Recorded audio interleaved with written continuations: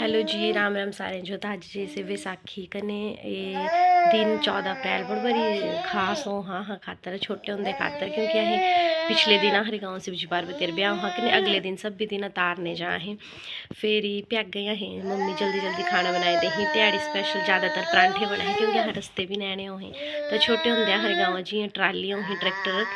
तो tractor जा है चाहे 2-3 जितने हों तीस च बैठी ने जा है सब बड़ो मज़ा हाँ सब नचदे गांदे जा है